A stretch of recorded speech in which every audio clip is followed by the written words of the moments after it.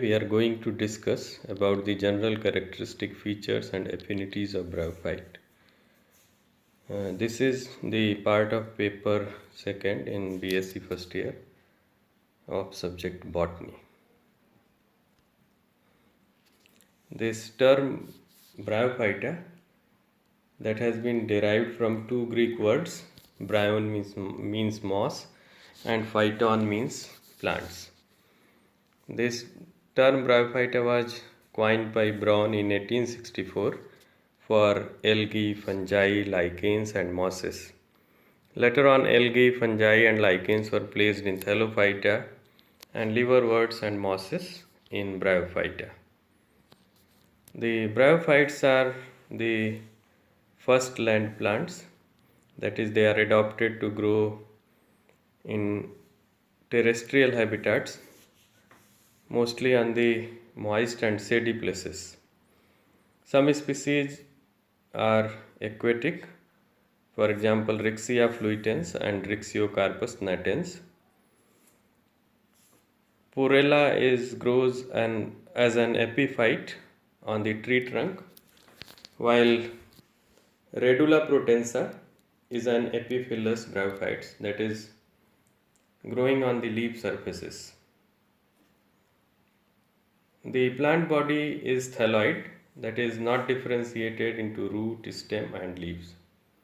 The thallus may be dorsoventrally flattened, that is having an upper dorsal surface and a lower ventral surface. On the ventral surface, rhizoids are present. In some bryophytes, along with rhizoids, scales are also present. The scales are providing mechanical support to the delicate thallus. In bryophytes, the rhizoids are of two types. Not in all bryophytes, but in some bryophytes, rhizoids are of two types, smooth-walled and tuberculate. The main plant body is gametophytic, that is haploid and dominant, and the sporophyte is dependent on the gametophyte both physically as well as physiologically. The physical dependence means the sporophytic phase, that is diploid phase of the life cycle, that is attached to the gametophytic thallus, and it is obtaining its nourishment from the gametophytic thallus. Obtaining nourishment is the physiological dependence of the sporophyte on the gametophyte.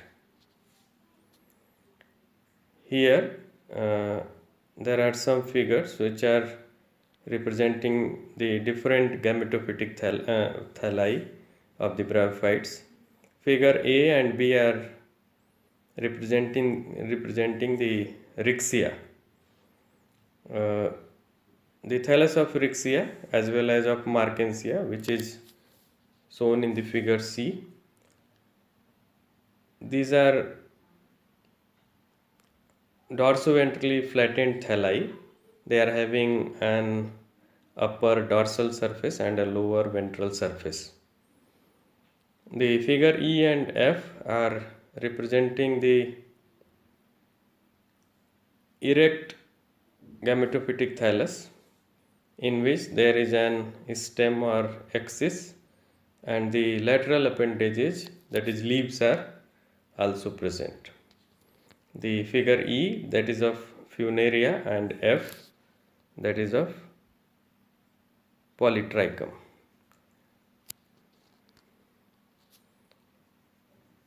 As there is absence of roots in bryophytes, the function of roots is performed by the rhizoids. Rhizoids are absorbing the water and minerals from the soil, and they are providing anchorage to the plant body. We have earlier discussed that rhizoids are of two types in bryophytes, smooth-walled and tuberculate. Smooth-walled rhizoids are having their inner walls smooth, while the tuberculate rhizoids tubercles are present. The in the inner wall of the rhizoid, tubercles are present. And there is one more difference between the smooth-walled and tuberculate rhizoids. In smooth-walled rhizoids, they are living at maturity, while the tuberculate rhizoids are dead at maturity. The rhizoids are either unicellular and unbranched, for example, Rixia, Markensia, Anthoceros, etc., or they are multicellular and branched, for example, Funaria. The vascular system is absent in bryophytes, that is, there is absence of xylem and phloem. Reproduction in bryophytes takes place by vegetative and sexual methods. Asexual reproduction is absent in bryophytes. In certain bryophytes, for example Markensia, specialized asexual reproductive bodies known as gemmi are present, which are performing the function of asexual reproduction. Vegetative reproduction takes place by different methods. Number one, that is by progressive death and decay of older part of thallus. This is found in liverworts.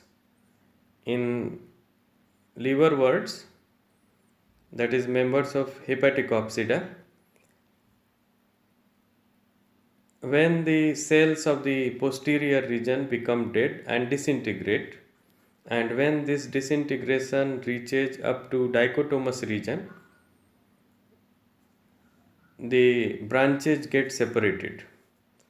The separated parts develop to form new thalli by persistent growing apices. On the onset of unfavorable conditions, the apical cell along with some cells of the apical region persist in the soil, and on the onset of favorable conditions, this apical cell divides to form new thallus by adventitious branches. The adventitious branches are formed in many bryophytes, and these are means of vegetative reproduction. In liverworts, from the midventral line, adventitious branches originate, which detach from the parent plant and develop to form new thalli by gemmi. Gemmi are specialized asexual reproductive bodies which are formed in certain bryophytes, for example Markensia, and they develop to form new thalli. In Markensia, on the dorsal surface of the thallus, cup-shaped structures are present. These cup-shaped structures are known as gemma cup. Inside the gemma cup, 8-shaped gemmi are present, and from each gemma there is formation of two thalli by tubers. Tubers are perinating structures which are formed on the onset of unfavorable conditions to pass over the unfavorable conditions, and when the conditions become favorable, these tubers which contain the apical cell, they germinate to form new plant bodies. The tubers are formed generally in the apical region of the thallus, and they contain the apical cell. The sexual reproduction in bryophytes is oogamous type. The sex organs are multicellular and they are enveloped by sterile wall layer all around it. The male reproductive organ is antheridium and the female reproductive organ is archegonium.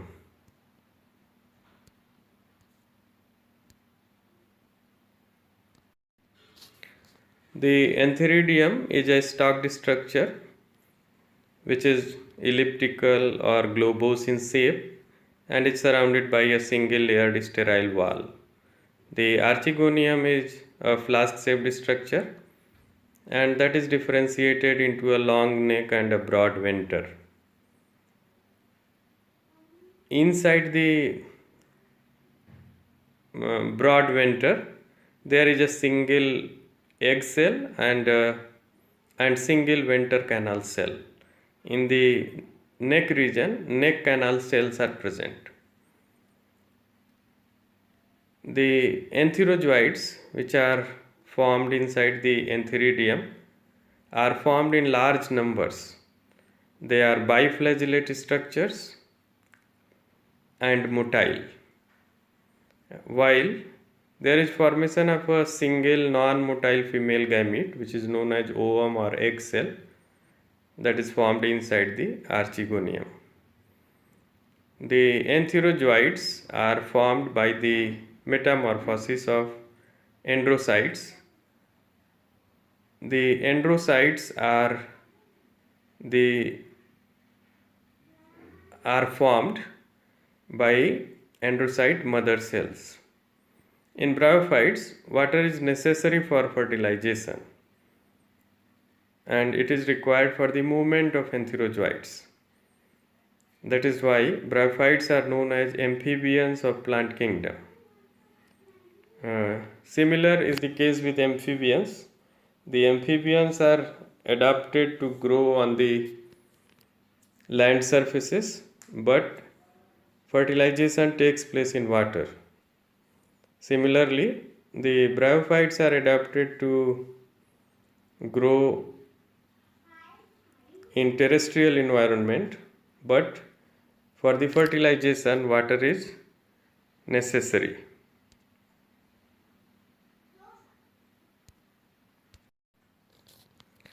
These are the typical structures of antheridium and archegonium. On the left side, the antheridium is present in an antheridial chamber. This is a stalked structure.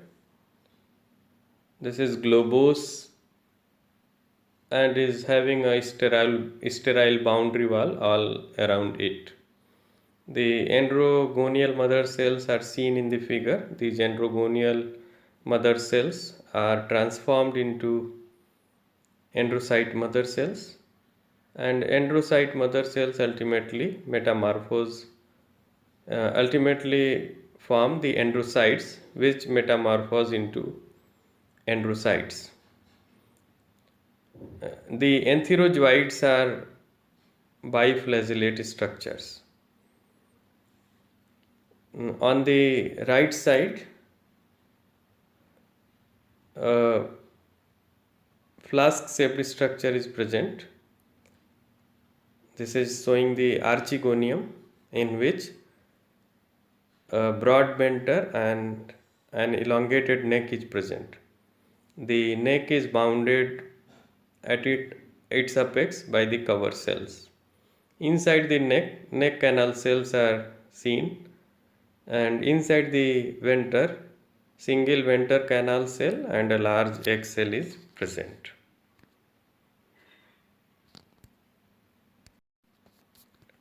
At the maturity of the archegonium and prior to fertilization, the neck canal cells and venter canal cell disintegrate and form a mucilaginous material which accumulates at the mouth of archegonium. This mucilaginous substance is having certain chemicals, and antherozoids are attracted towards the mouth of archegonium because of this chemical.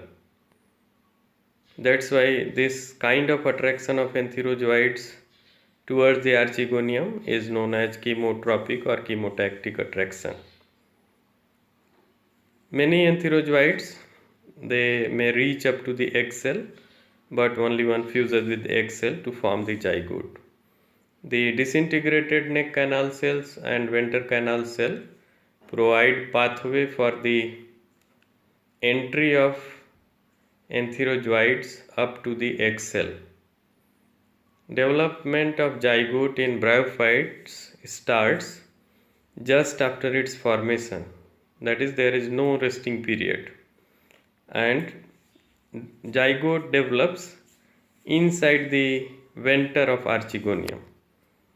The embryo development is exoscopic in bryophytes. That is, the zygote divides first by transverse division, and by this transverse division there is formation of an upper cell and a lower cell.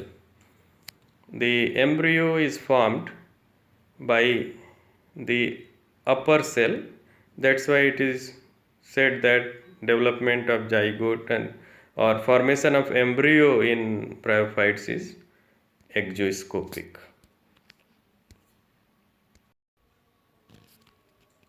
The sporophyte in bryophytes are generally differentiated into three parts: foot, seta, and capsule.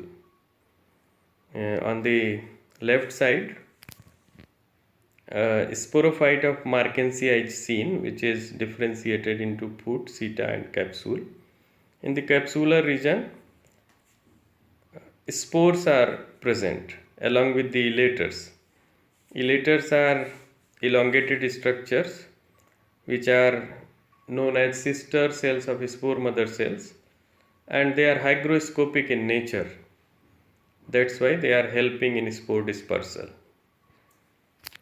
But there in some bryophytes, the sporophyte is not having all the three parts, that is foot, seta, and capsule. For example, in the center of this figure, the sporophyte of Rixia is present, which is having only the capsule. Foot and seta are lacking in the sporophyte of Rixia. On the right side, the sporophyte of Carcinia is seen. The sporophyte in Carcinia is having only foot and capsule, and seta is lacking. The haploid spores are formed by the meiotic division in spore mother cells inside the capsule.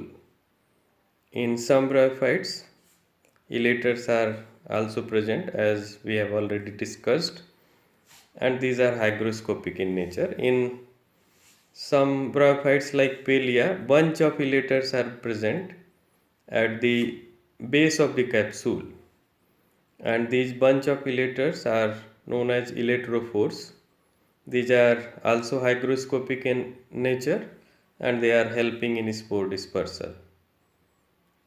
The haploid spores germinate to form gametophytic thallus.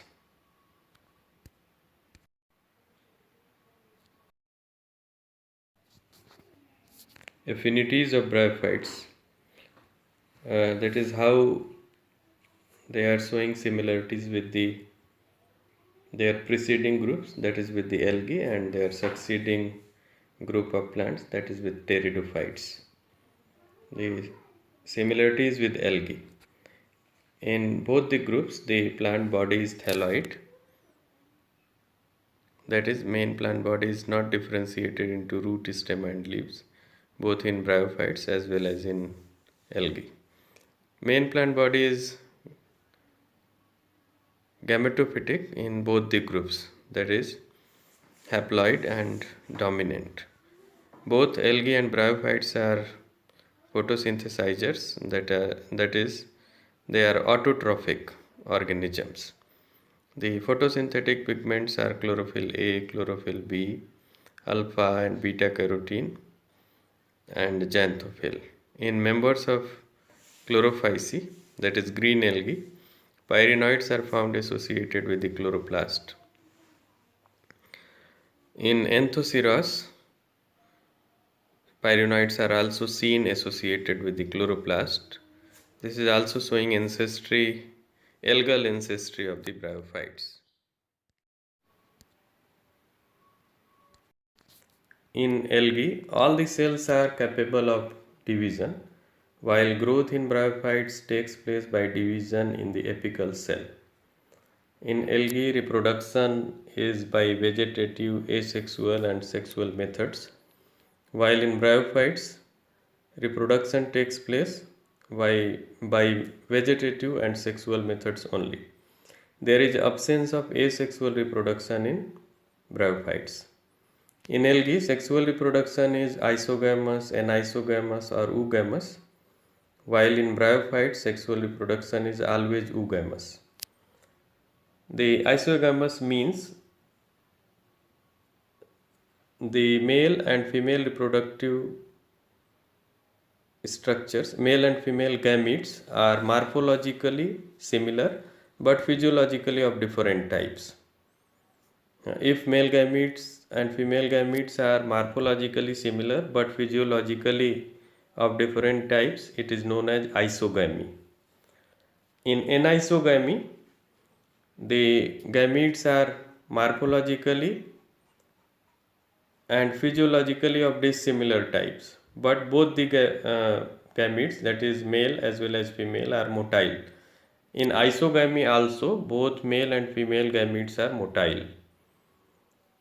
In isogamy, the female gamete is larger and motile, while male gamete is smaller and motile. In oogamy,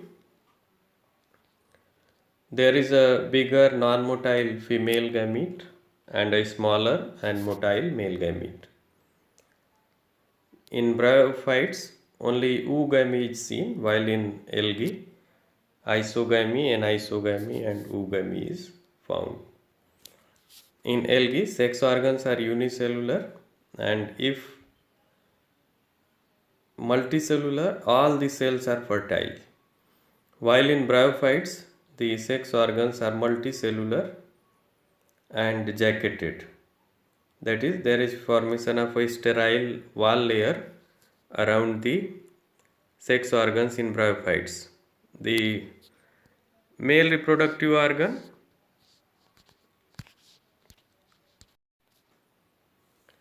The female reproductive organ is oogonium in algae, while it is archegonium in bryophytes. In algae, germination of zygote takes place after period of rest. That is, after the formation of zygote in algae, it goes for a resting period and then its germination starts. While in bryophytes, zygote starts developing immediately after its formation and it develops inside the archegonium. In algae, the sporophytic phase is represented by zygote only, while in bryophytes, the sporophyte is represented by a well-developed sporophyte. There is a well-developed sporophyte in bryophytes, which is differentiated into foot seta and capsule. In algae, embryo formation does not take place, while in bryophytes, zygote develops to form embryo.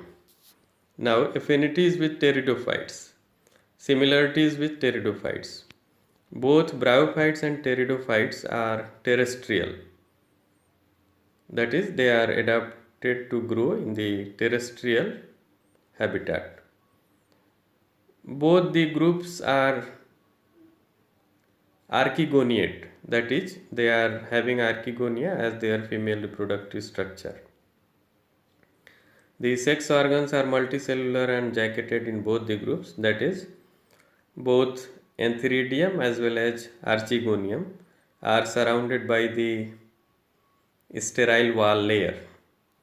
The fertilization in both the groups are judiogamous, that is, there is presence of motile male gametes which require water for their movement.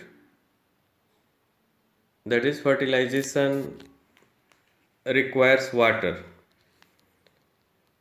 Both the groups belong to embryophyta, that is, there is formation of embryo both in bryophytes as well as in pteridophytes. And there is heteromorphic alternation of generation in both the groups. It means the gametophytic and sporophytic stages are morphologically of distinct type in both the groups. And sporangia of some primitive pteridophytes, that is members of xylophytales, they are similar in structure to the moss capsule. They are having sterile columella in the center of their sporangia, which are formed by the endothecium, while the sporogenous tissue is derived from the amphithecium. Similarly, in the moss capsule, the endothecium forms the columella, and the sporogenous tissues are formed by the amphithecium.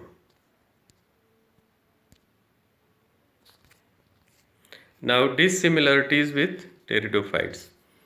In bryophytes, main plant body is gametophytic, that is haploid, while in pteridophytes it is sporophytic.